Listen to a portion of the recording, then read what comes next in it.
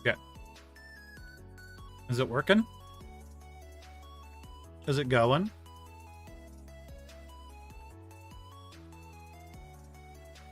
Looks like it. Looks like there's a little bit of a delay though. Wonder why. I wonder. Streaming live notifications. Okay, let's do this. Everyone. Let's cover. What are we covering?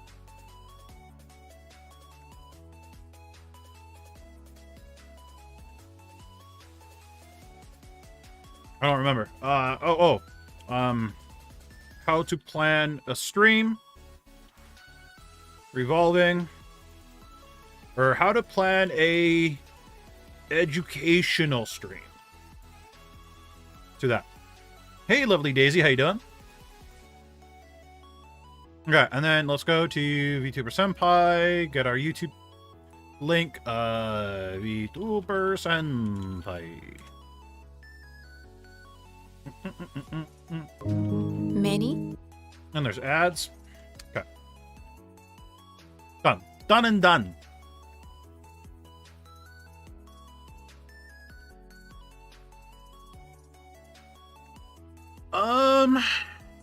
Where can't I find it?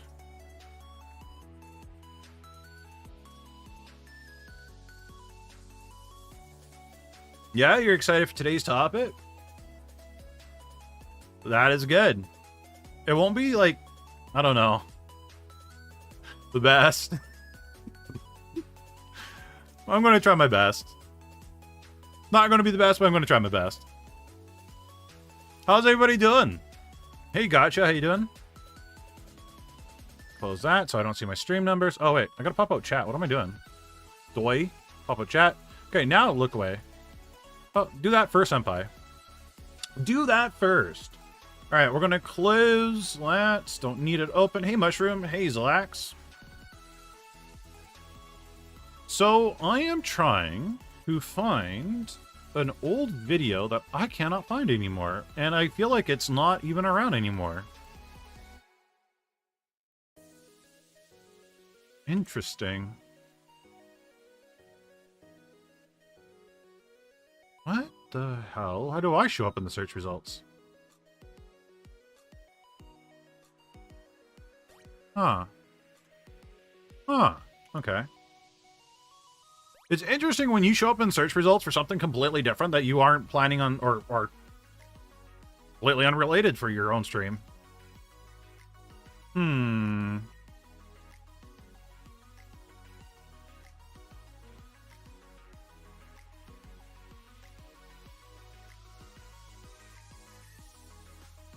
trying to keep up with presentation ideas on my end, so I'm happy to hear any tips. Yeah, and throughout, please feel free to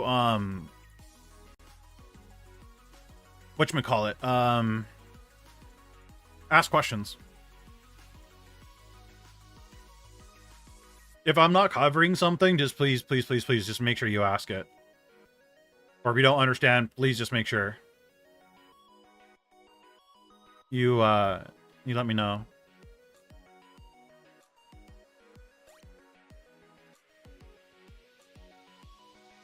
What's the good news, Gotcha?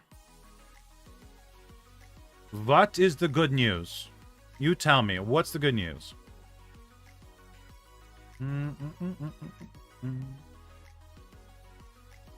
Was the video taken down?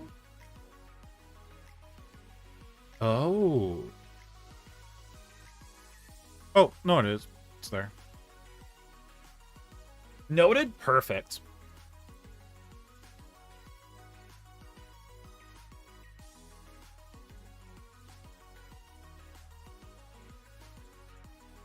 You're a mermaid? I get paid to be a mermaid. Okay, that's cool. And how did that come about?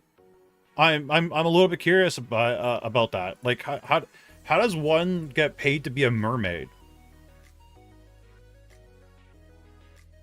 Hey Annie, Harry, Erica's, how you doing? I've never heard of anybody being paid to be a mermaid before. So you're intriguing me right now.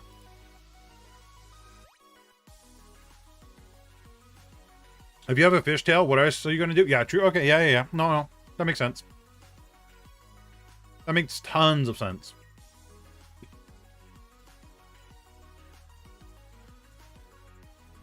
Yeah. Is it like for parties or photo shoots or like what's?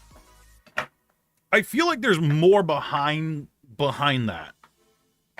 Yeah, an aquarium or because I've seen online randomly on TikTok of like somebody being in a giant fish tank and they're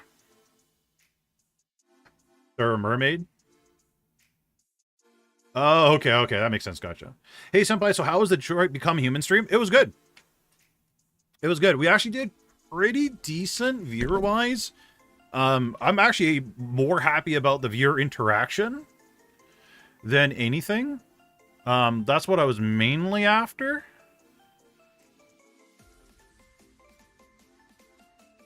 But let me look at the analytics. I'm curious what the analytics were. You know what? The analytics weren't too bad for somebody that hasn't streamed on Twitch at all.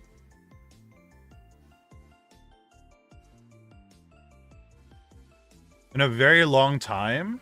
I'm trying to figure it out. 13 average viewers, 9 followers. Like, honestly, it wasn't bad.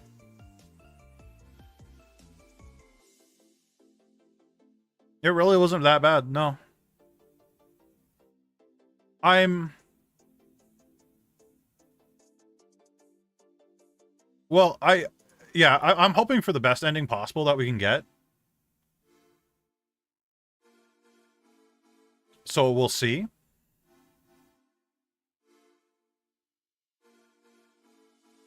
So it's yeah, we'll see. It's more like the Detroit is just more of me just unwinding and just like playing video games with guys. Something I don't really get to do much anymore. So, or don't take the time to do anymore. So yeah. So a robot made game? We were in the beginning. I don't want to spoil too much, but yeah. It was interesting. It was interesting to say the least. Also, everyone, it's not going to be a very long stream today. Maybe like an hour and a half tops. I got to... I'm going to be traveling to the States tomorrow, so I kind of got to get like stuff ready and pack and all that fun jazz. I'm going to be going to the United States of America, heading up some Seattle. Getting some Funyuns, because I've been craving Funyuns for a very long time. So, still find it funny you pressed the wrong button in the beginning. I clipped that moment. Thank you. Yeah, no, yeah. What are you doing in the USA? Just hanging out, really. Just going out, doing something different. Not be cooped up at home all the time. At least trying not to be cooped up at home all the time. That's cool, gotcha. That's awesome.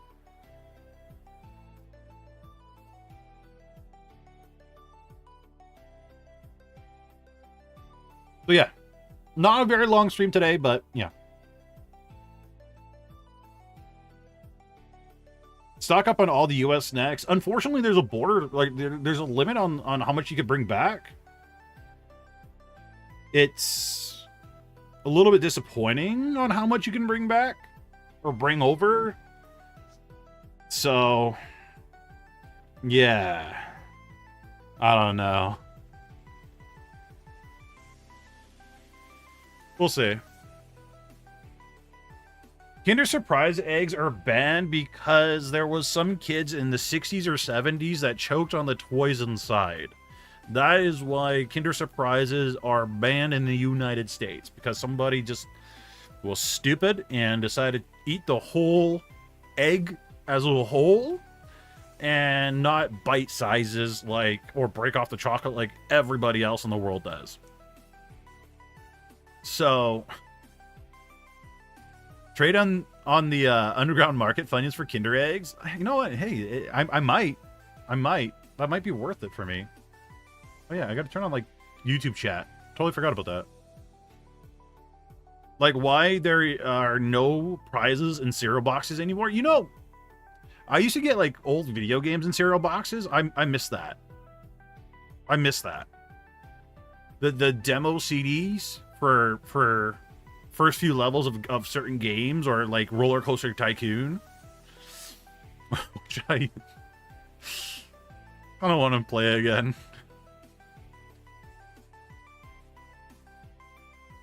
Not gonna lie.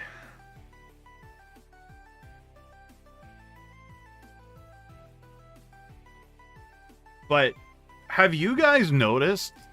I was watching another TikTok the other day. Candy used to be wrapped in a foil.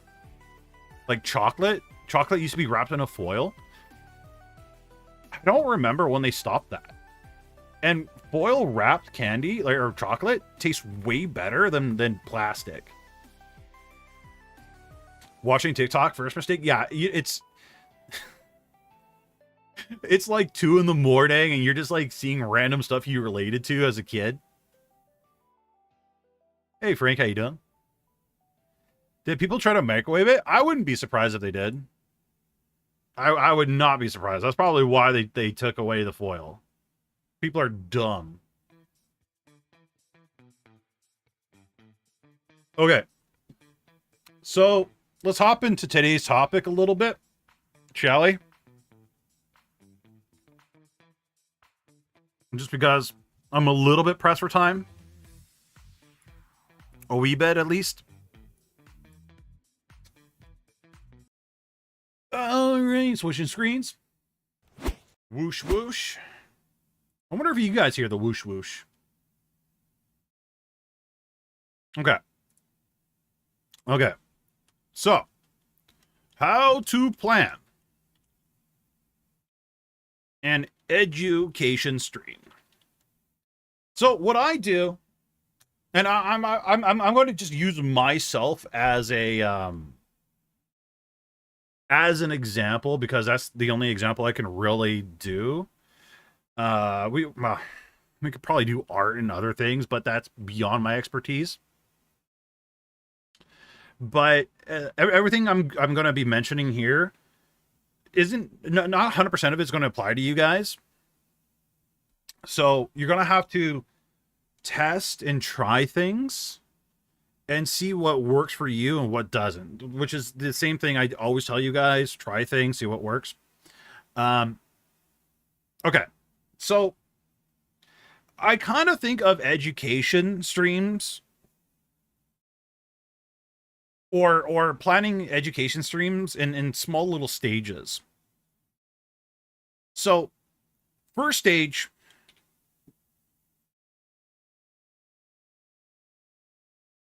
will be our planning or yeah, planning. So what are we going to make?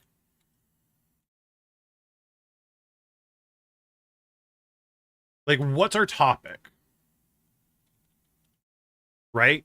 And really, honestly, a fantastic way of planning out an education stream in your niche specifically is popping up YouTube. And let me swap the screens real quick here.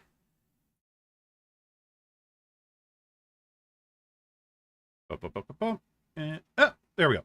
Popping up YouTube and typing in how to VTube. I'm going to go with how to VTube because that's, again, what I cover mostly. But you could do how to paint, right? How to make video games, right? And it'll give you a lot of things that people typically search for. This is what people typically search for on the YouTube algorithm. But again, I'm going to use myself as an example, right? Or how to be a successful VTuber, right? And again, it gives you a lot of different keywords people use to search, and you can literally click on whatever and see what people are suggesting. So we got uh, Zico's, Mary Yume, whole bunch of videos, just tons of them, right? Tons and tons and tons and tons and tons and tons. No matter how saturated the topic is, I feel like you should probably try to make the video anyway, because having your twist on it might give insight on, might give a unique insight or things that people don't really talk about. And another thing that you guys really need to think about and consider when you're doing the planning stage on your topic is large creators, for the most part, don't think about what the small creators need. What the small creators need. Yeah, basically. Right? And what do I mean by that? So, I'm glad you asked, little Timmy. What I mean by that is when, like, for example, let's say Ninja trying to give streaming advice, right? Ninja grew, what was it, 8 years ago, 7 years ago, something like that. So in the times that he grew, it was it was a different atmosphere on Twitch. For the most part, you could go live and there wasn't a whole lot of other competition on the site. So if you were willing to do weird things, be a little bit louder, overreact, so on and so forth, you tend to get the viewers. Versus nowadays, where Twitch is oversaturated, Ninja's advice may not apply because you can't just stream on Twitch anymore. You kind of need to go the extra mile. You need to you need to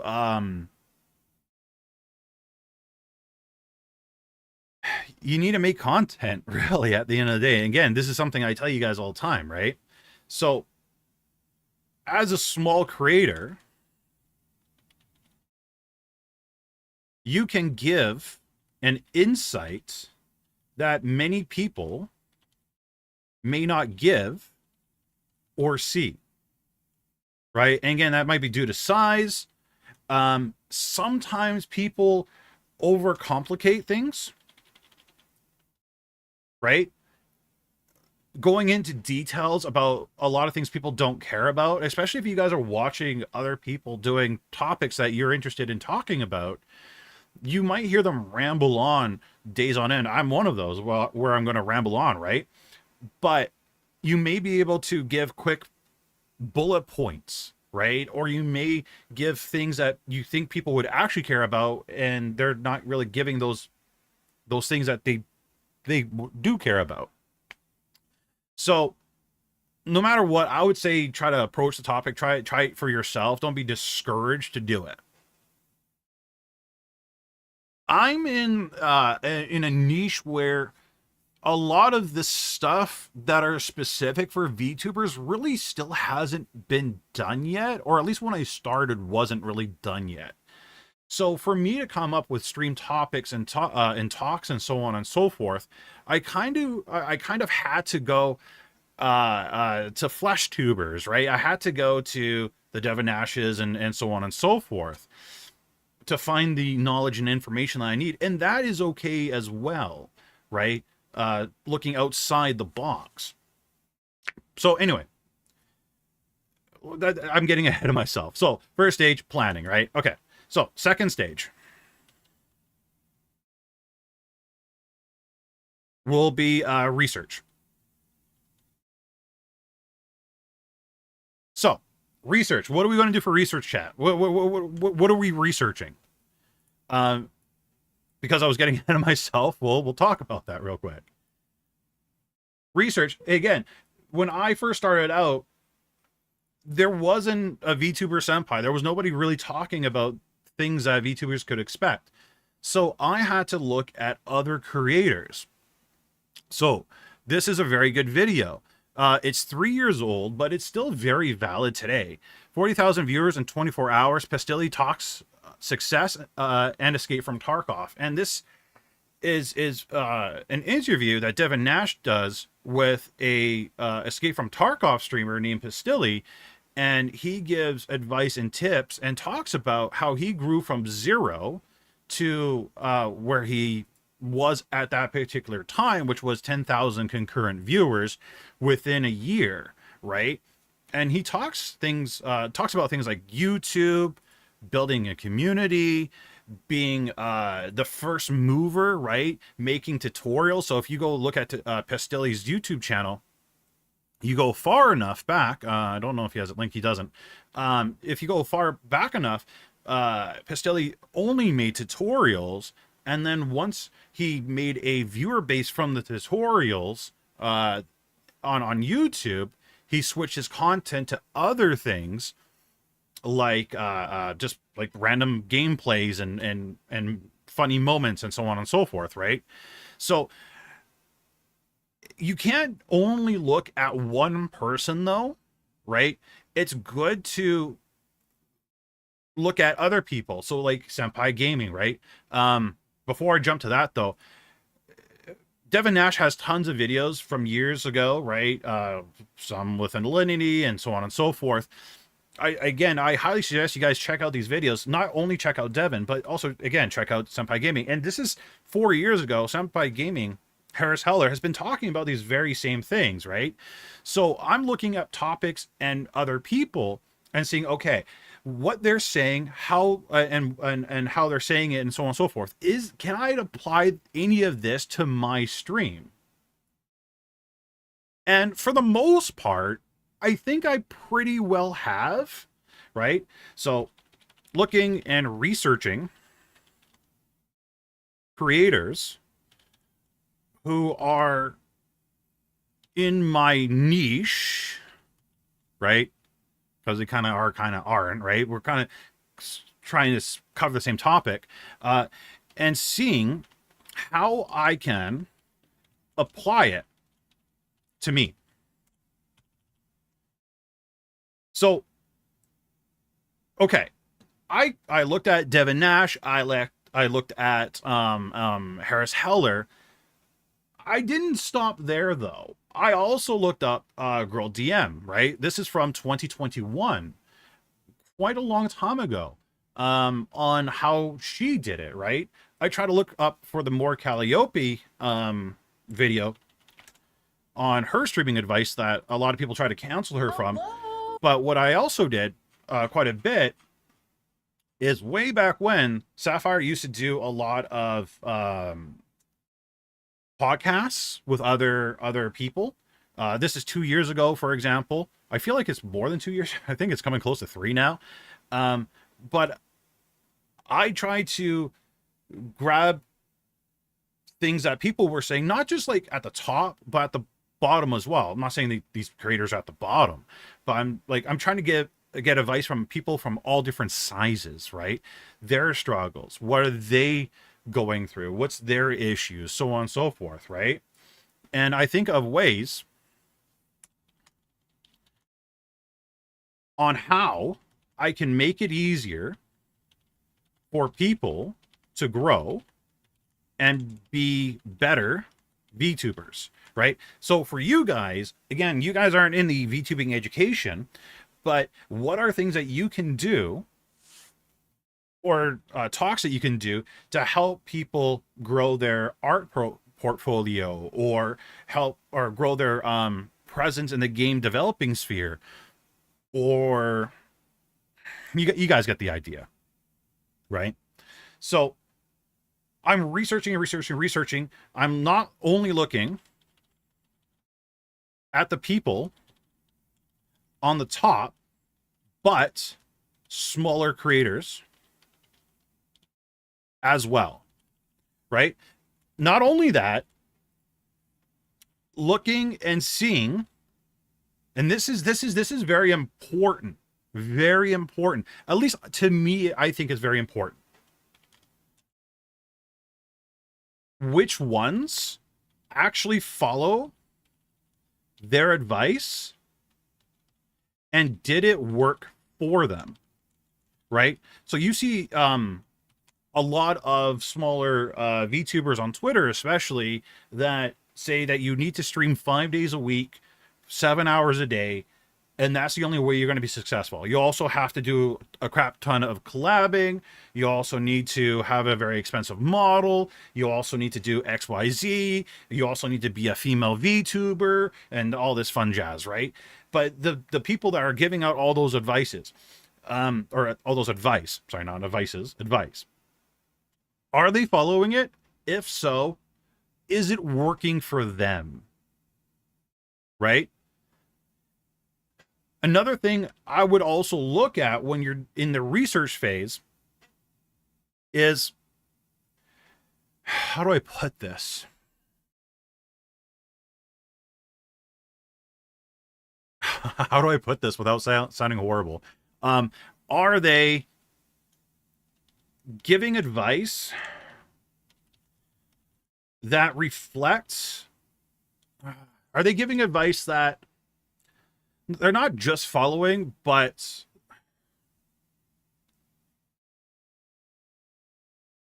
that is actually working for them? Which kind of is like, kind of the same thing. I'm trying to like think of a way of explaining this. Or okay, let me put it this way now instead.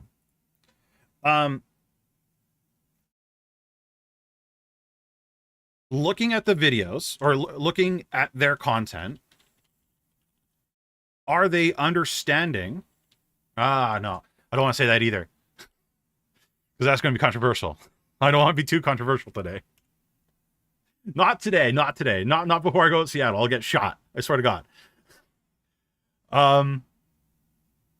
Yeah, basically look at people and see what kind of advice that they're giving, and are they applying it, and is it working for them? Does that make sense? I think the type of research and the amount of research depends on the topic that has been chosen. I think if you're brand new, like, and this is, for example, me, right? A lot of the topics that I cover weren't already there in the VTubing sphere. I was the first one to talk about it. I was the first one to bring it up for a lot of them, not all of them, but for a lot of them, right? And how do I put it? Yeah, Stream Schemes is another channel as well. But the advice that I typically give to people is the advice I also put into practice, right? You guys got to be kind of careful, because like there's those professionals who give advice. Actually, I guess I could say it like this. There's professionals out there who give advice, but never grew a channel or made content ever. Right? I've seen talent managers or VTuber managers who are trying to recruit people that claim that they are professionals, but they don't know the first thing about YouTube. They don't know the first thing about going live, right? And they're watching the Devin Nashes, they're watching the Harris Hellers, they're watching large VTubers. They're going to large VTubers that and asking the large VTubers advice on, hey, how do I become a successful VTuber? And they're basically repeating the advice, but they're not putting any of it into practice, right? They're not going out making the content, right? So they don't know the struggles that the people are going to be going into, right? Like I don't know about you guys, and a lot of you guys may not have experienced this yet, but somebody was talking about it on Twitter the other day. I'm gonna try to paraphrase this one, but you have a really, really successful video, but your next video doesn't do as well as your most successful video, right? And if we go to my YouTube channel, you're gonna see a lot of those for me. You're gonna see tons of those where I have like really good videos that pop off, and then I do videos afterwards that don't pop off, right? That don't get a lot of views and all that fun jazz, right? and they don't know the mental gymnastics that you go through from having, videos that have, 20K, 100K, 200K, and then your next video, you get 200 views, right? So the people that are giving you this advice, they don't have the relatability, right? So you got to make sure whomever you're doing your research on, or the content you're getting, or the advice you're getting, or the stuff you're looking up, the person you're getting it from, make sure they've actually tried to walk through those shoes, and they're just not regurgitating stuff that they've heard from other people, right? I'm hoping that makes a little bit sense, right? I can say, to a certain degree, like I can give you guys advice on how to get to a 13K YouTube channel with 30 average viewers on YouTube. I can confidently tell you guys on how to do that because I've done that, right? I've done that a particular way, and there's tons of different ways of doing it, but there's ways of being successful and there's ways of not being successful. But I can get you guys up to this point, and I will do my best to get you guys beyond my point, right? Because the point of my content is for you guys to watch, get what you need, and then go away and go create and be larger and more successful than me. This is something I've stated for at least 3 years now, right? It's coming up to 3 years in October. So I always want you guys to be higher than me, no matter what. At the end of the day, I could give you advice, tips, and tricks to get to at least my level. And if you could get to my level, you can go way beyond that. Way beyond that. If you get to 1,000 subscribers on YouTube, you can grow way beyond your wildest dreams, as long as you're willing to put in the time and the effort to do it.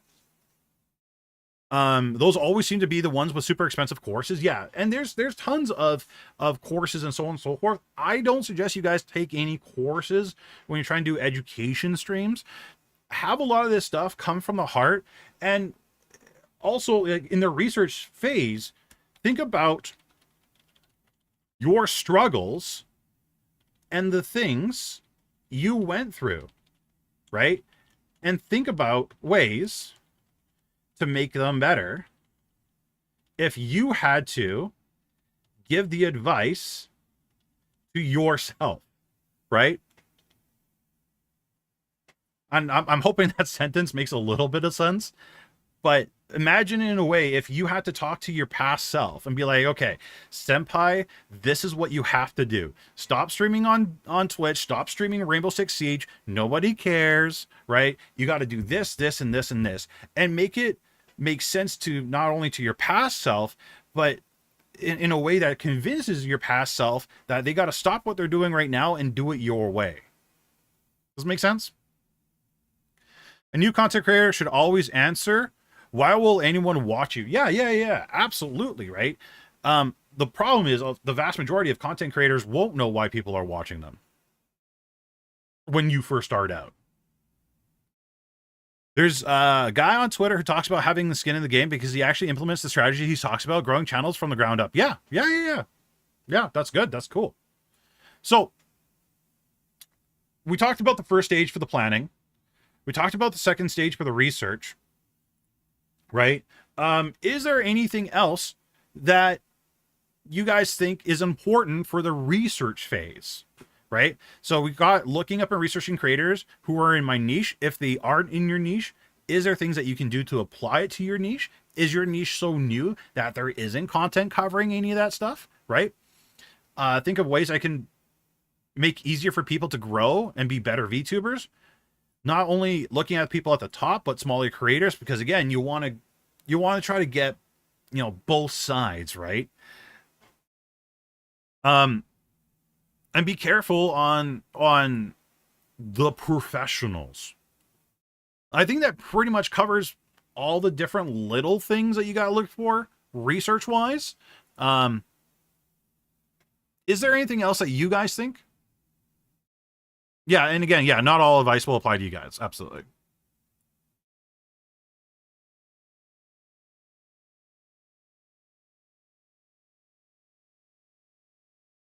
Look for counter arguments, advice, and get, yeah, sure. Look into Counter arguments. Counter arguments. If I can spell that right. Argue. There we go. Right? Yeah, no, absolutely. Looking to counter arguments, right? And honestly, this is a big thing that a lot of people do, and it's very, very unfortunate. Kind of like a word of caution if you guys are going to try to do education streams.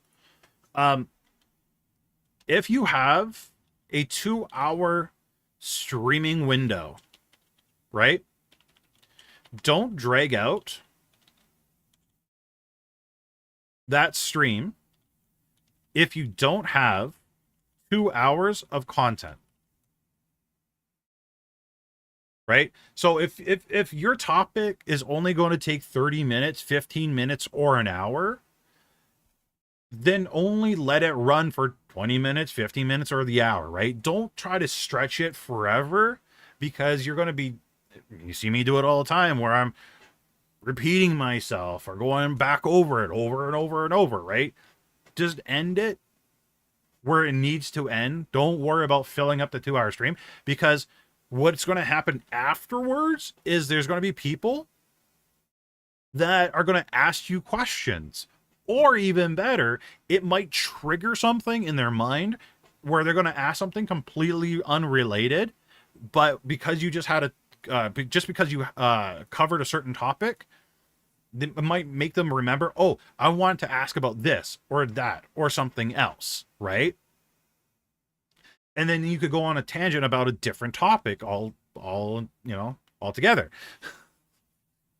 Which, again, you guys have seen me do time and time and time again, where I'll go on tangents because you guys ask some really good questions afterwards, and we just continue on. And we've had nights where we talked about 4 different topics or 5 different topics from the first one.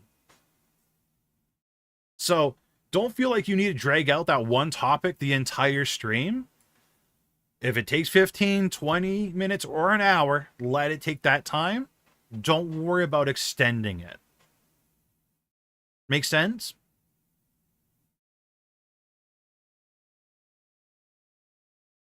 Another thing I need you guys to also think about and remember, and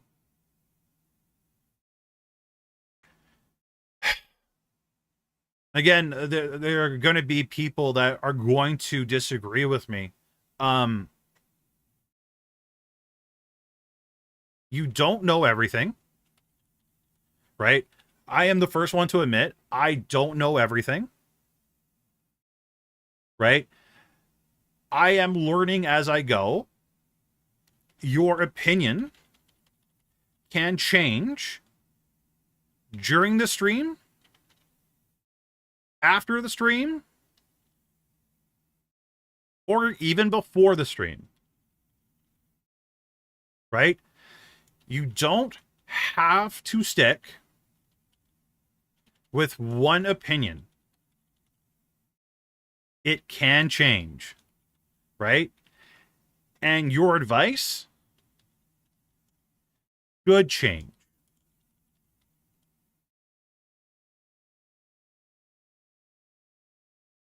Your advice should always change, right? Because as you get new information, it should change your opinion on certain things, right? For example, way back when, I thought it was a good idea. Oh God, I'm trying to think of an example right now, because I know I've changed my opinions on a lot on a lot of different things. Oh, okay. For example, I was very adamant that people needed to stream 3 times a week. Right? And I was very adamant for myself that I needed to stream 3 times a week, right? If I didn't stream 3 times a week, people would forget me and get bored. They would, right? I was convinced that was true. I was convinced that was going to happen, right? Did it happen? No, not at all. So over time, my opinions changed. And another thing too, right? Another thing, important thing that you guys should look out for. Um, and it's kind of like related to you don't know everything. No one, in my personal opinion, is an expert. If somebody says that they're an expert on a particular topic, that means they know almost everything about it.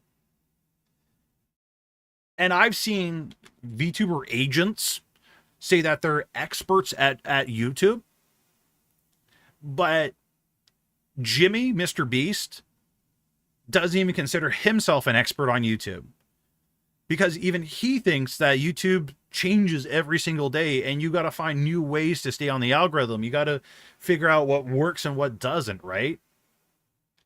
If somebody was an expert on a particular thing, like a true expert on YouTube and so on and so forth, they wouldn't be a manager. Like, let's be very honest here, right? They wouldn't be a manager for VTubers. They would be making a YouTube channel. They would be making content about stuff that they're experts in, right? So there's not there. I don't think there's a anything. I don't think there's a such thing as an expert in any field, right? Because every field, for the most part, is changing. There's always new information, new data, new inventions, new things coming out. So your field is, no matter what, your field, your niche, whatever you want to call it, is always changing. Somebody's always coming up with new methods, new ways, right? And try not to consider yourself an expert on anything, right? Because when you're an expert, it's kind of standoffish as well. And people think, oh, okay, well, this person is an expert, but I don't disagree.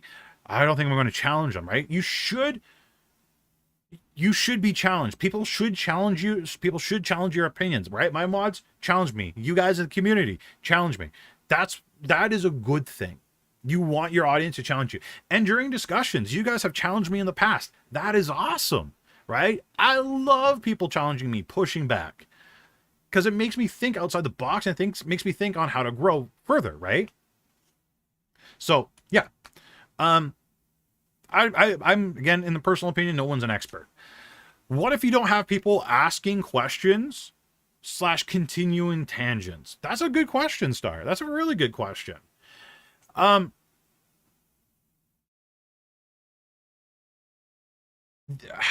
trying to think back on when that was a thing for me. If there isn't people adding questions or continuing tangents, then what I suggest is try to think of other things that are related to what you just talked about that could be interesting or helpful. So say, like, again, I just covered the topic of how to be a VTuber, for example. Or sorry, how to stream on YouTube as a VTuber or Twitch as a VTuber, right? How to stream. Okay, now nobody's asking questions. I'm not getting a lot of feedback. I can talk about what kind of add-ons on OBS that could help VTubers. What kind of settings on OBS that could help VTubers, right? Maybe chroma key. Maybe they don't need chroma key, right? You can look into the differences between using a chroma key or not using a chroma key. Is it even needed these days, right? You could talk about settings on a particular VTubing program, right? So for you, Starlight, you could talk about, okay, what settings, what sensitivity settings would be good for you to use in a particular art program, right? Is there options in the software that people should turn off that might be annoying? Is there options that people should turn on to help their workflow, right? So try to continue it on like, for example, if you're covering a piece of software, what settings are going to give you the best quality? Kind of what Blade just said, right? And I know, like, for OBS, we could talk about settings in OBS, right? So output, or sorry, not output, stream settings. Is it stream settings? No, it's output and then streaming, right? So my bitrate, 10,000, Rate control. My rate control is CBR. I got 2 keyframes, right? Tuning is high quality. My preset is slow for good quality. My GPU, Bmax frames, all that stuff. You could go through all those things, explain what those things mean and why they work. And why they worked for you, right? Thorn brings up a troll question, but that's actually a good thing too, right? You could always talk about other pieces of software that might not be so great, or pieces of software that, like, for example, people love Adobe and other people love GIMP. You could talk about the differences between the two and why you should favor one over the other, or why you shouldn't favor one over the other, right? Or maybe you should use both or all three or blah, blah, blah, right? Though you can say you're an expert on a topic, if you have the IRL degrees to back it up, i.e. PhD in neuroscience, even then, you aren't really an expert. Because, for example, in medicine, things change all the time, right? There's new diseases, there's brand new treatments, right? 20 years ago or 10 years ago, I can't remember how long ago, but we all thought the food chart was the bee's knees and we all had to follow it because it was 100% correct, right? Shockingly, 10 years later, after it came out, right, the food pyramid turned out to be not a great thing to actually follow. And there's people and doctors and experts around the world that are countering it, right? Even in science. Neil deGrasse Tyson disagrees with, can't remember the gentleman that used to be in a wheelchair and used text to speech. Can't remember his name. Something Hawking. Stephen Hawking? I want to say Stephen Hawking. Can't believe I'm forgetting that name already. But, you know, they're both experts in their fields. But, well, they both are considered quote unquote experts in their field, but they disagree with each other all the time. Right? So even experts will disagree. He killed Pluto. Yeah. That makes sense. Keep up with similar topics, even if they're not directly related to the topic, is smart. Yeah, absolutely, right? And this is like, when you guys first start doing this, you're going to be struggling. You're going to have a hard time. But as you get more and more practice, it gets easier and easier, right? If you guys look at my first streams, if you guys go back or go on my YouTube channel, look at my first streams, you'll notice that I'm really quiet, I'm very monotone, I really don't say much. I'm trying to like come across, and I still struggle with this quite a bit from time to time, trying to like get my point across, but I'm not hitting it very well. Again, something I still struggle with. But I feel I've grown quite a bit since then, right? And another thing you guys could do, if you wish, and I kind of like what Kimmick just said, kind of like a debate club, you can bring on someone who has an opposite opinion to yours. Not to just like debate, but maybe they can give you an insight that you haven't really thought of before. And maybe you can give them an insight that they haven't thought of before. Right? And then you guys can have a back and forth conversation on this is good, this is bad, this is good, this is bad. And you might see that you have a lot of common ground as well. But I wouldn't, I wouldn't go into a heavy debate, obviously, right? Don't let it get to where people are heated. Just have it as somebody, do it with somebody that you trust, and have it as a very calm and methodical conversation. So you planned out your education stream. You did your research phase. We kind of covered like third phase, which is your going live phase, but we'll make a third phase here. Right. So your third phase. Yeah. Credit your sources if you can. Yeah, if you're using paper, so on and so forth. But your third phase is you're going live phase, right? What you want to do before stream, and you guys see me do this from time to time. I just did it. Have examples and sources ready before you go live, if possible, right? When you are live, talk loud and clear, obviously, right? What you can do, and I do this from time to time, have a notepad, either on another screen, or if you guys are super old school, pen and paper, right?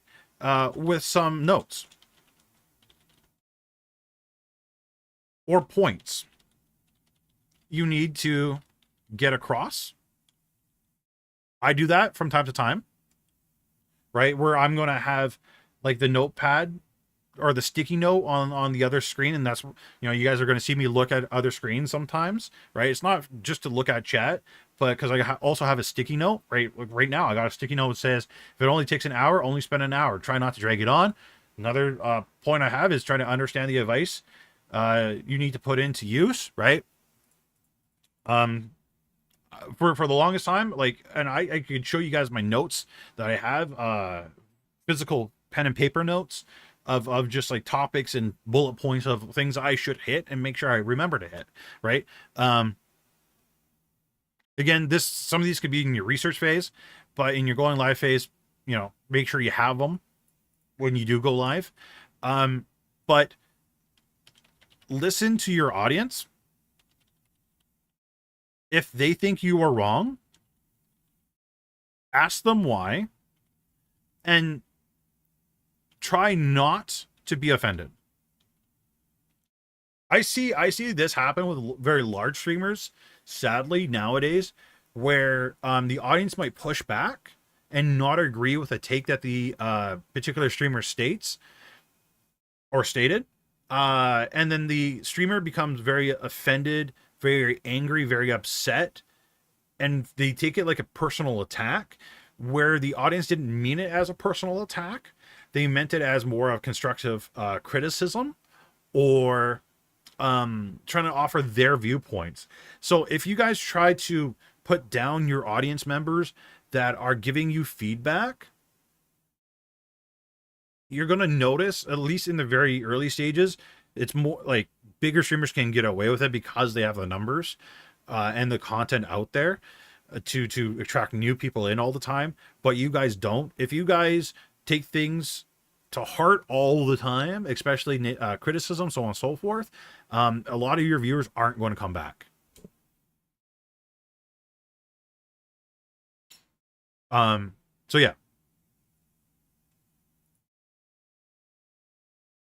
Thank you, Thorn.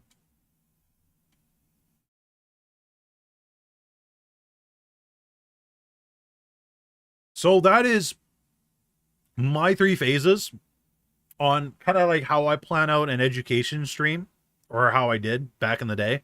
I don't really do this much anymore. I mostly go off the seam of my pants nowadays. I could pull up some resources really quick. And I also, because I grew from 0 to 13,000 subscribers on YouTube, for example, I could pull in from my wealth of knowledge that I've gained over the years, right? I may have 3 years of air quote success, but I also have 5 years of, well, not being successful, not having viewers, always failing, right? So your experience will come into play a lot. And as you guys do more and more education streams, if you decide to do those, you can pull from that knowledge base that you've accumulated for yourself. So that's my TED talk on that. Does anybody have any questions about what we just talked about, or anything else that's related to the topic that we just talked about? Now is the time.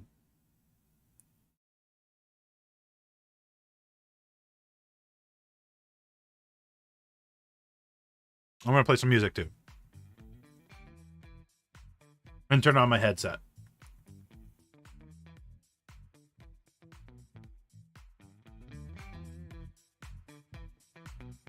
Do you ever find it hard to keep coming up with new topics in your niche? Or worry you have repetitive lessons? So again, if you guys go through my live streams, my old live streams, you're gonna see that I cover the same topic many times, right? It's not a bad thing to have repetitive lessons because it kind of comes back to what I stated over here, where your opinion can change during, after, or even before.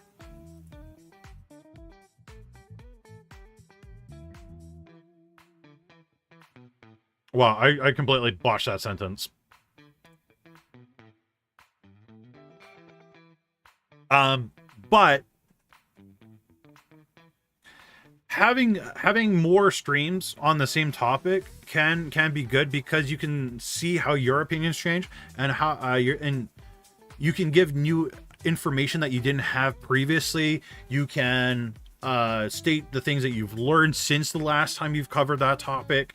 You can update people on just whatever, right? So it's not a bad thing. You should probably embrace repetitive lessons. Now the question is, sorry, I gotta pause the music real quick because I'm losing my train of thought really quick. Mind of a squirrel. I'm also seeing Realist dance in the background. So if you guys need copyright free, DMCA free background music, make sure you check out Cat Records by Realist. I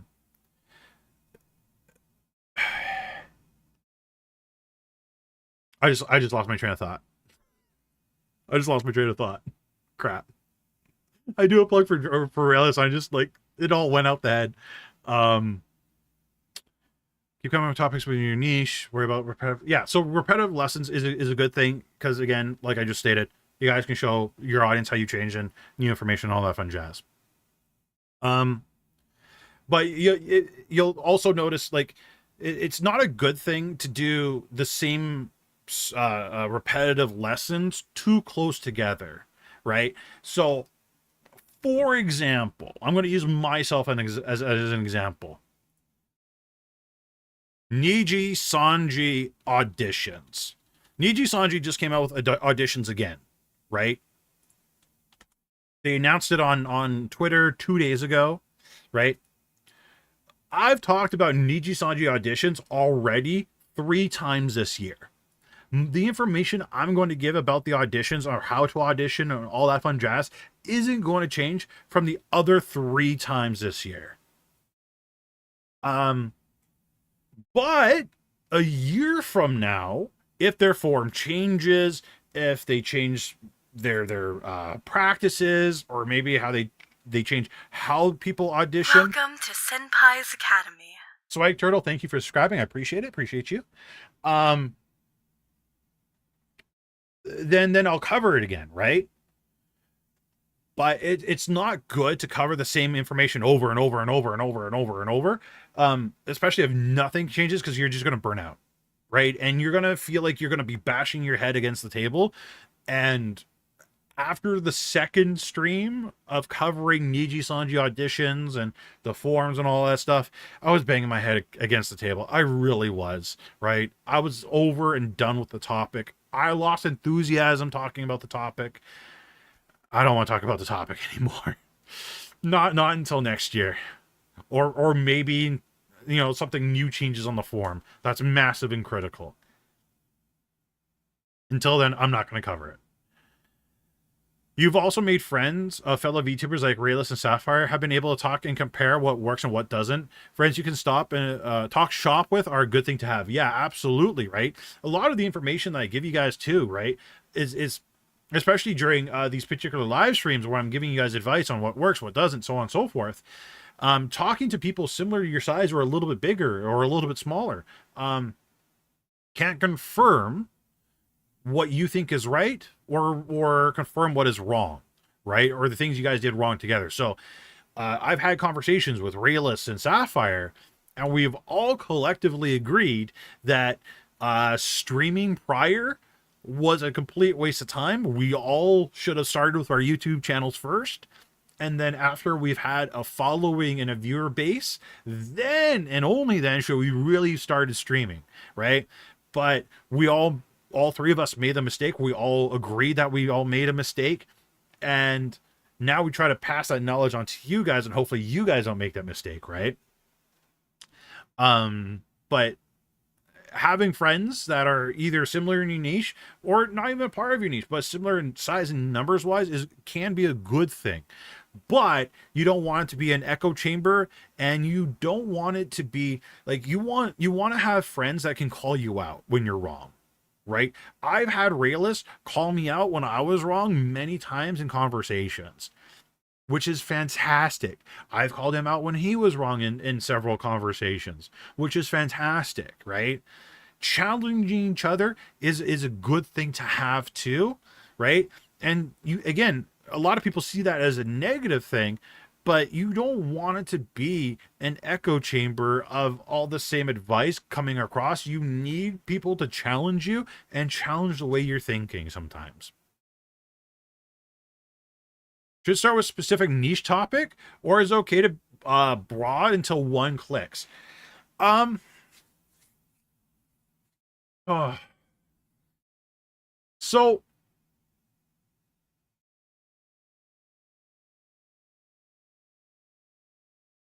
I personally I would say go with niche topics, right?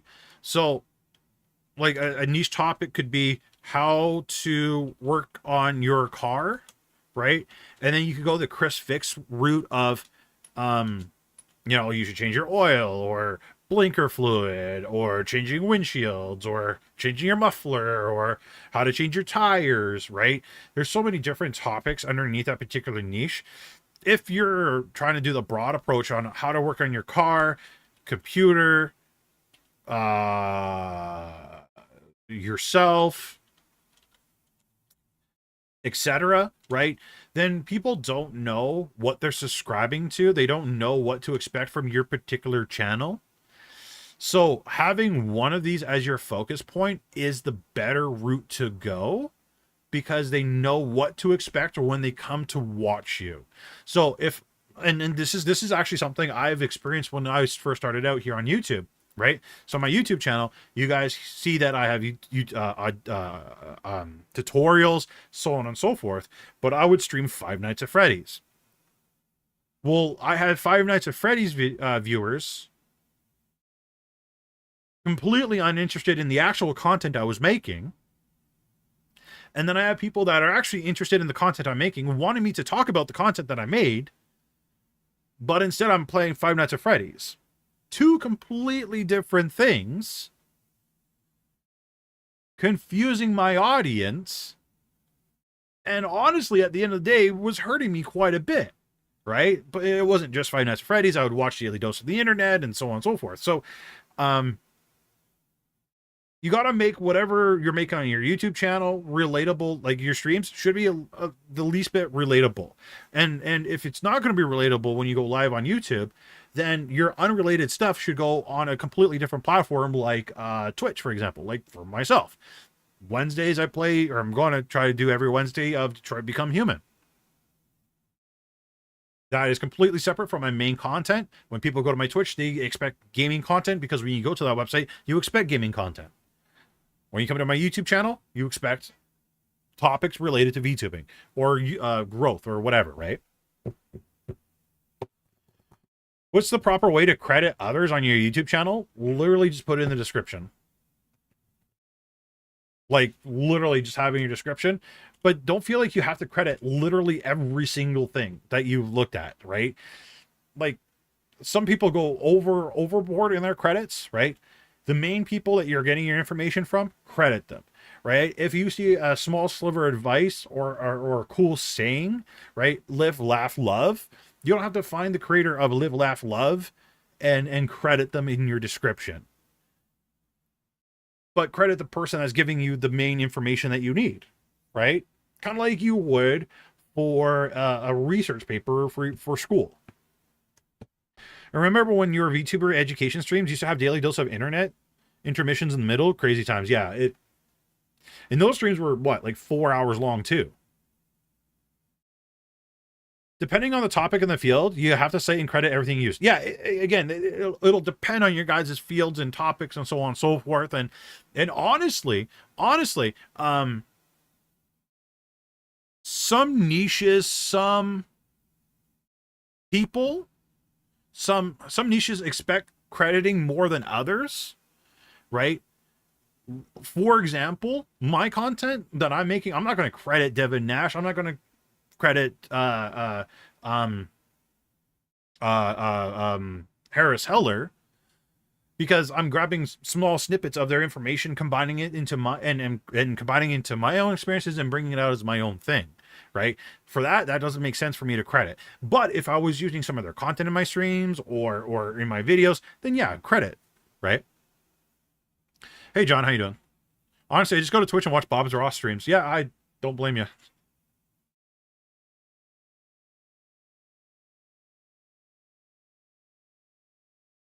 Things Twitch streamers hate: the idea of making YouTube videos. It's sad. It's very sad that Twitch streamers hate the idea of making YouTube content or going the extra mile.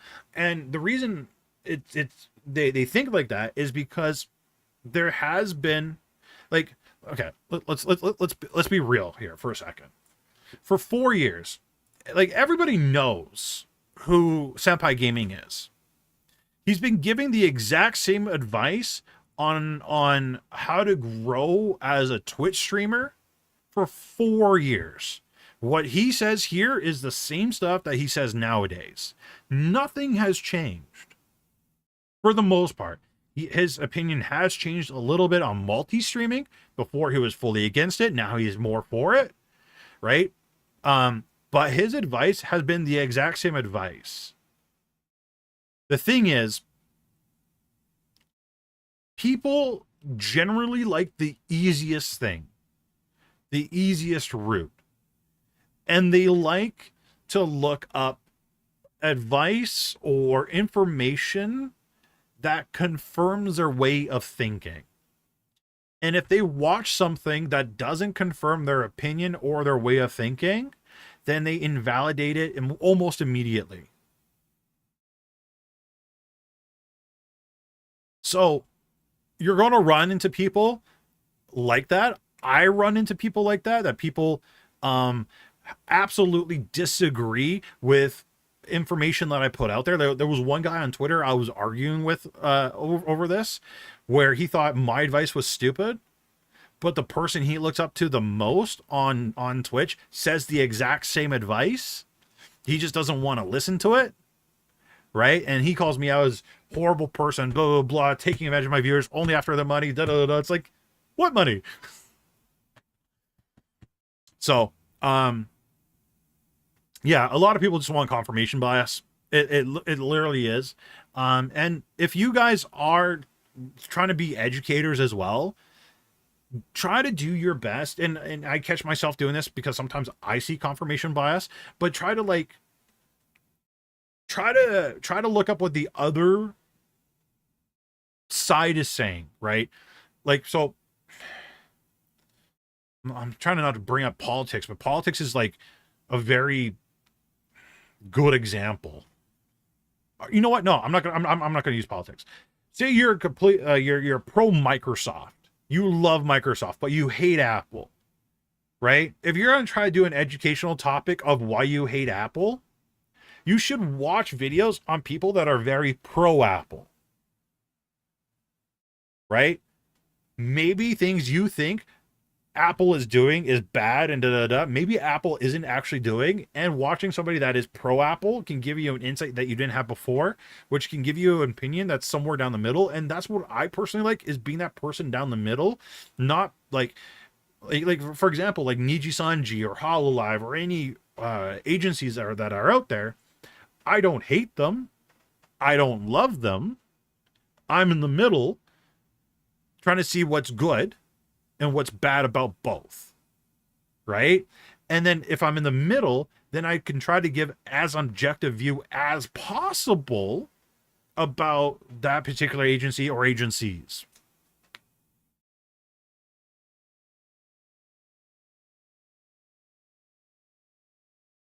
Yeah, Senpai, definitely the guy known for trying to get me. Yeah, right. I think learning why people think opposite of you is important. Though, if their way of thinking is too illogical, we should learn anything good from them. If you think that person's too illogical, then find somebody else that is similar to them, and then do they think the same way as well? Right? Don't just look at one person. Look at a group of people. Look at 4 or 5 of them. Don't just, and this is the problem that a lot of people do, is they look at one person for a piece of advice, and then they follow that one person until the end of time. I've told you guys so many times in so many streams over like 3 years, don't just listen to me and what I tell you. Look up other people as well, see what they say, and then form your own advice, form your own information, and see what works for you over time, right? Because I know my advice on how to grow will work great for a certain set of people, and I know advice for other people will work fantastic for them, but I also know what will not work for the vast majority of people, right? So the advice I try to give is for the vast majority of people, for them to try to be successful, right? So again, you got to try to be somewhere in the middle, and you got to make up your own mind. But if you think that people on the other side of the, like for example, if you're pro Microsoft and you think everybody on Apple is crazy and they're too illogical, it might be you. It might be you that is too illogical. Maybe it's you not having an open mind. There might be you. That might be you. So you might have to like self-analyze, be like, okay, I am so pro, or I'm so hating on Apple so damn much. I hate everybody that thinks about it. I hate the logo. I hate the people that use an iPhone, right? And your pure hatred towards that Apple a product or company or whatever, it might be you. There might be something in you that isn't rational right now. Try to discover that. Try to see why. Why do you have? Is there a trauma that you have with Apple? Did an iPhone hit you in the face when you were a baby? Right? Dive into that, but try to like go to other people and watch their videos with an open mind, right? If possible. Like writing persuasive essay, put your points, but also add possible counters and prep counters for that. Yeah, exactly. Yeah. So, yeah. I'm not always right, chat. I'm not an expert. No one is. I'm a firm believer that nobody's an expert. Just try to be knowledgeable. Try to be more knowledgeable than your competition or the next person. Make sense? Also, if you haven't already, make sure you guys hit the like button. Subscribe to the YouTube channel if you haven't already. If you haven't joined the Discord, make sure you join the Discord. Also, I have links for all my socials down in the description down below. See that right there? That's called a call to action. That one I firmly believe, and I will be hard-headed about, you guys should do during your live streams, because call to actions help your subscriber count, help your viewer count, and help sharing your content around to other places.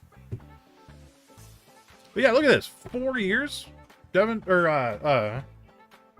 yeah, like 2 years ago. How to really go from 0 to 1,000 Twitch viewers. Oh, you guys can't see it because my head's in the way. Like, this video is pretty much an updated version of whatever it was down here.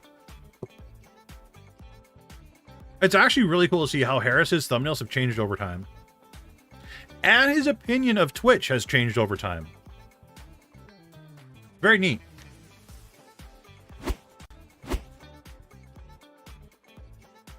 Do all call to action, which is more effective, call to action during middle stream or near the end of the stream?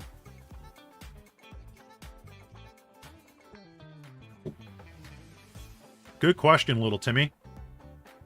So, how are you guys going to find that information? I want you, chat, to tell me how you're going to find the information. Little Timmy, tell me how you're going to find the information on where it's, or how to find out.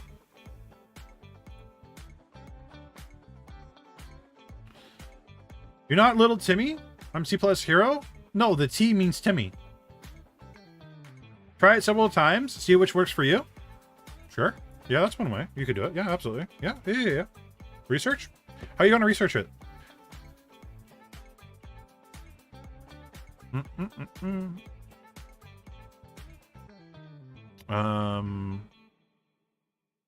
I wonder.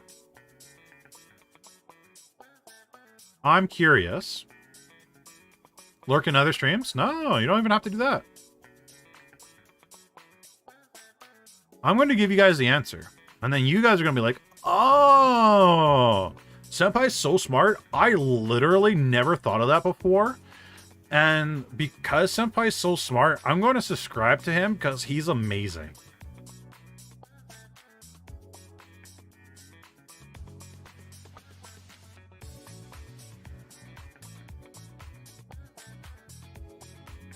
You guys ready? You guys ready? You guys ready for the answer on how to find out?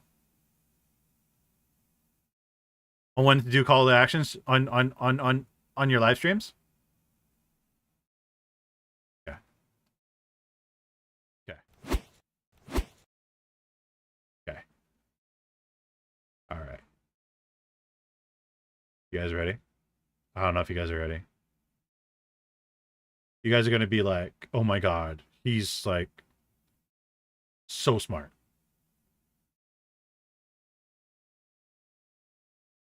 So, YouTube people, literally go back, look at your last 5, 6 live streams. Go your analytics. In your analytics, hardly anybody here. Oh my God, there's so many people here at the hour and 21 mark. Huh. Okay. Okay, hour and 21. All right. What's another live stream that I had? Where's my Niji Sanji live stream? Trying to Switch Dead live stream. Oh, okay. So it looks like it was steady within an hour. So you can like see on Twitch, oh my God, or not Twitch, on YouTube, oh my God, this around the hour mark. You know what? That's a great time to start doing call to actions, because if you do it in the very beginning, there's like no one here. And what do you guys do? Like and a lot of you guys are really bad for this. A lot of you guys will announce 10 minutes prior, oh guys, okay, we're gonna start streaming soon. As soon as you say I'm gonna stop streaming soon, guess what happens, chat? Guess what happens, chat? Guess what happens, chat? A dip, a massive dip. People go almost immediately. They go find somebody else to watch almost immediately, right? So somewhere in the middle, totally okay. Now, videos are kind of different than live streams, right? But there's ways of doing call to actions at the very end of the video without people realizing it's the end of the video. But giant big but, you guys are like, oh, Senpai, I don't stream on YouTube. Okay, fine, little Timmy. Oh my God. Twitch? No. Oh my God, look at this. Twitch has analytics of average viewers. Look at that. Chat messages, live views, followers, analytics, chat, average viewers. Okay, so I know in the very beginning of the stream, first 2 minutes, I only have 5 viewers. First 4 minutes, only 8, right? So in the live stream, about an hour in is when I kind of peaked at the viewer count, right? Hour and 4 minutes. Wow, we actually had a decent turnout that day. I didn't realize. But you can look at your live streams and actually take a look on where it is, right? And we leveled out pretty much here at the hour mark. So I now know here on YouTube, here on Twitch, an hour in, for my particular content and live streams, call to actions are usually a good thing. Usually a good thing. But, big but, you don't also have to say your call to actions. What else could you guys do for call to actions? Is there any other way that you could maybe automate it? Could you automate call to actions? I wonder if there's a way. I wonder if there's a website out there that exists that might have call to actions. I don't know. I would hope.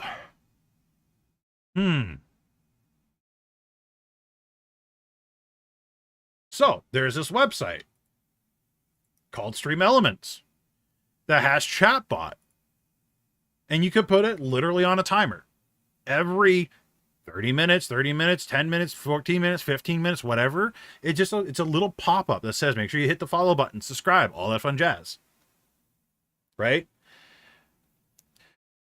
The call of actions I'm talking about, Gabriel, is for the most part reminding people to hit the subscribe button, hit the follow button, to follow you on social medias. Right? Those are your call to actions, right? If you guys are on Twitch, your call to actions should be, make sure you guys hit the follow button, right? Make sure you guys hit the follow button. Consider checking me out on my socials. And hey, and you know what? You guys want to know a secret? You guys want to know a secret? Ludwig does this, or used to do this on Twitch all the time.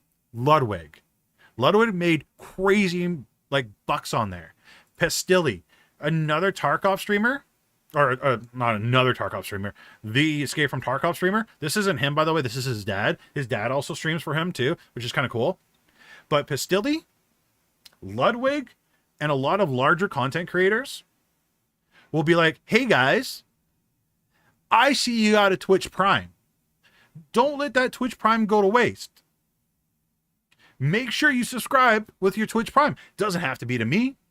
It could be to another creator, but make sure you use that Twitch Prime, because if you don't use that Twitch Prime, Amazon gets to keep more of that money. You don't want Amazon to keep that money. You want to take money away from Amazon. So make sure you use that Twitch Prime, either on me or anyone else you like. And then guess what happens, chat? Guess what happens, chat? People use their Twitch Primes. And more likely, they're going to use it on you. But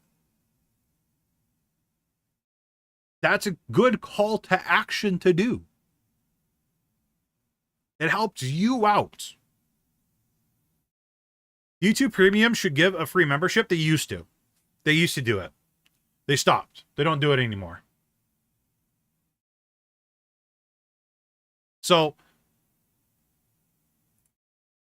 I highly encourage all of you to go through your analytics of your videos, your live streams, right? Videos is like, you guys should totally go through your videos, go to your analytics, and see, look at your retention, right? See where you can do call to actions. See where the spikes are, where it goes up, where it goes down, right? All this data is very, very important and can teach you guys quite a bit, right? And can really tell you on what people like, what people don't, what people thought was boring, what people thought was really good. Me, education-wise, every educational streamer or YouTuber I see kind of has a chart similar to this. Especially if it's a tutorial on a piece of software. But there's other people that'll have almost high retention, almost 100% all the way through. So experiment. What if people ask how much longer the stream is? Do you find a way around a direct answer if they are actually close? If people are asking you how much longer the stream is, geez.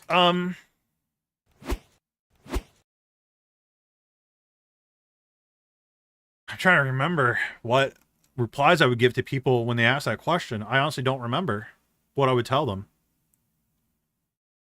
Because you guys know pretty much that I stream for an X period of time, usually 2 hours max. Yeah, I don't know. Yeah, if they're asking you if you're, yeah, I don't know, Starlight. I truly don't know the answer to that question. I will find out though. Actually, yeah, like you, that's a good answer you guys can give them. Think of it. Okay. So, you guys know when you're in the back of your mom and dad's car, or grandma and grandpa's car, right? Or you see this in movies, and they ask the question, "Are we there yet? Are we there yet? Hey, Ma, are we there yet?" What do they tell you? What do they tell you? Yeah, 5 more minutes. Yeah, we're 10 minutes away. Where in reality, you're like 2 days away, right? You're halfway across the country still. You're so far away from the destination. Yeah, 10 minutes. You can literally just tell them that. You're like, yeah, 20 minutes. Yeah, I'm going to be done in 20 minutes. And then when you come back in 20 minutes, oh, you're still streaming. They're surprised. We'll get there soon. So, yeah, Smollett makes a joke about 20 minutes for every time related question. Yeah. Honestly, you can ignore the question quite honestly. But I would also think about, are they asking that question after an X amount of time during your live stream? Because that might be an indicator that you're streaming for too long. Again, this is just my personal opinion, right? If there's a lot of people asking you how much longer, it might be because it's too long. You might be streaming for too long, right? That might be a thing. That might be a problem. So if you're seeing that you're streaming for 4 hours, right?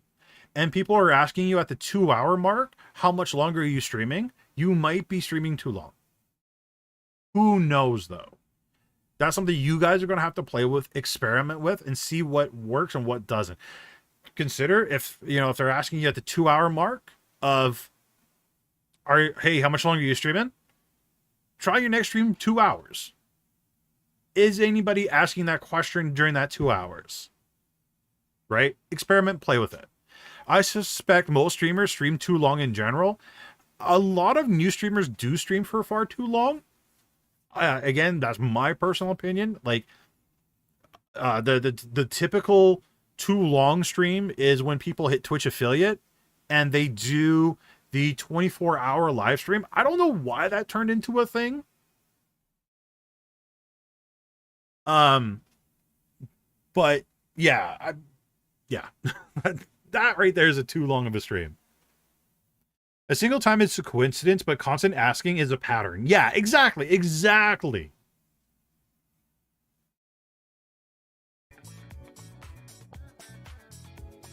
Some people go to streamer X, content creator, for X long format content. Yeah, absolutely. Like, there's a YouTube channel called Invictus, right? And they do they break down history. That kind of channel, I expect the videos to be 20 minutes to an hour long, right? Or Halo lore, or whatever lore channels, right? I expect that to be long. Where other channels I expect to be much shorter. I have a question, but it's about another person's current/upcoming stream. May I ask it? Yeah, go for it, Thornscale. What's the question?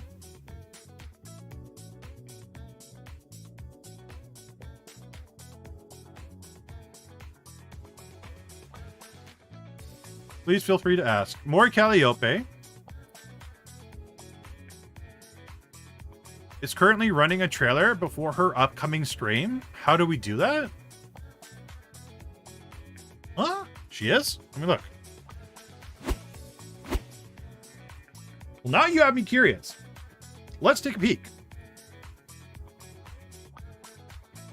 Mori Calliope.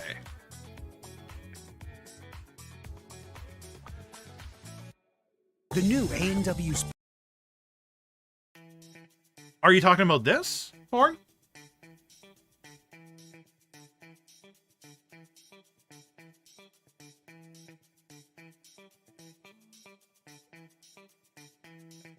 Or are you talking about when she goes live?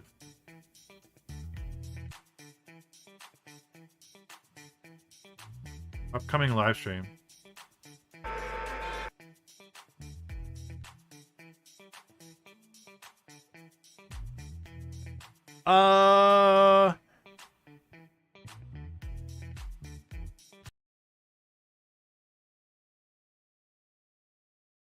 Huh.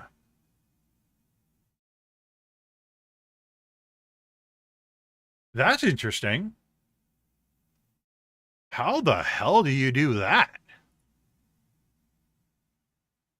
No, this is a legit trailer. This is something completely different. This is not even OBS. How does she do that?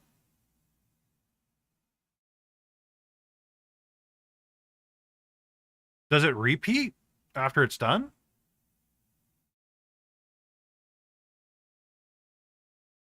No, it just stops. View settings.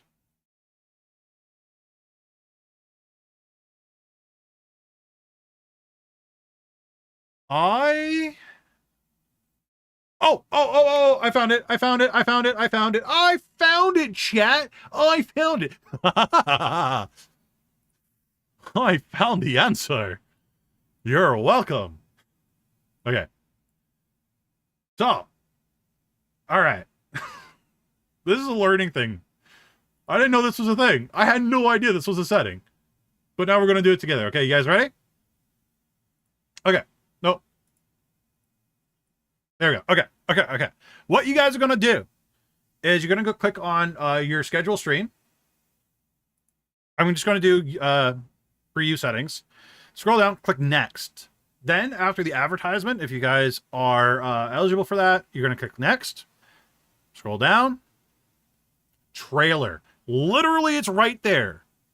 Trailers are a great way to share a sneak peek and get viewers excited. Add a 15-second to 3-minute upload for people to watch until your content begins. It literally is right there. I have literally never noticed it. So, yeah. You guys can add trailers to your thing. I've never scrolled down. I've literally never scrolled down. How bad is that? How long has it been there for? Has that always been a thing? A trailer can be added from one of your public or unlisted uploads. That's cool. Okay, I did not know that. As long as it has the same audience as your live stream. You can always select and add a trailer later. Oh, that's cool. Okay, so after your live stream, you can add a trailer to it. Or after you set it up, maybe.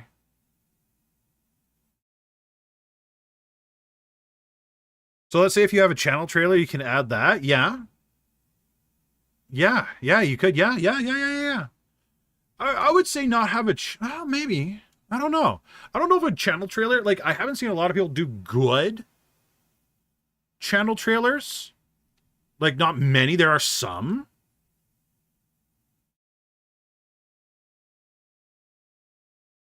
Legitimately, though, how long has this been a thing? Interesting. All right, well, that's how you guys did it, or do it. We got the answer. Set timed video ads during your live stream every 30 minutes. Every 6 minutes you could run ads? 12, 18? Oh my god. I mean, if we were gonna go like evil Twitch, we're gonna do every 6. I hate how channel trailers autoplay even on your own. Yeah, I hate that too. I really do. I can't remember the last time I saw a Twitch channel trailer. I used to have a... I wonder... Is it only available if you're monetized? I don't seem to have that. It might be a monetization only thing then, yeah. It might be. Yeah, it might be. If you don't see it, it might be just like if you're monetized. Which would kind of make sense in a way. So, I don't know. Maybe. I don't know. Good question, though. I'm glad you asked, Thorin. We all learned something new today. Very neat. Very neat. When does she go live? In 28 minutes, and she already has 1,119 people waiting. My God.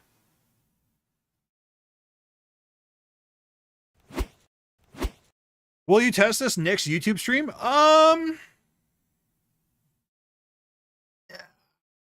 Probably not. I don't have a trailer to give you guys. And I'll be very honest with you, I'm very lazy to make one. I'm probably not going to make a channel trailer. Like, it is... what am I going to show you guys in my channel trailer? Me stuttering for 20 minutes? Or 3 minutes? Like, I don't know. I don't know. Maybe. I don't know. We'll see. We'll see. We'll see. Quantum Twin Sparks. Hey, sorry to show up out of the blue. Will you be doing VTuber application stream soon? To match up with the Niji Sanji applications going live? Ah! Honestly, Quantum, I'm probably not going to cover Niji Sanji audition forms or applications until the new year, unless something giant changes in their audition forms or application forms. Quite honestly, like, pretty much everything's the same, and I'm just regurgitating the same advice. You know what I should do, though, chat? For giggles, I should just replay the videos. Like the last live streams, I should just download them and just like stream them again. And I wonder if anyone would notice. Like, quite honestly, I wonder if anybody would notice. I can literally just like replay an old live stream. I kind of want to try it now. I know Thorn joked about that in the past, but I kind of really want to try it. Maybe I will. I don't know. Maybe when I come back from the States. 24/7 replay streams. Actually, there's a genius thing I talked about 2-3 years ago that I wanted to do. I still really should do it. But kind of like what Trash Taste used to do when Trash Taste went on tour and so on and so forth. They would just like when Sea-Dog VA would like do sleeping streams, they would just play the YouTube content, like the videos on their channel over and over and over. But chat, we're gonna call it there for today. I gotta get packing to go to the US of A. So I don't see anybody that I want to raid right now. So we're just gonna call it there. Hopefully I don't get shot. Oh, the state scares me. Seattle scares me.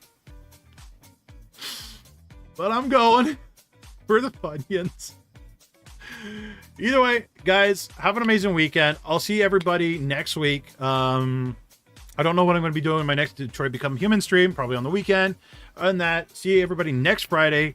Have an amazing rest of your weekend and week. I love you all. Catch you all in the next one. Goodbye, good night, and stay safe.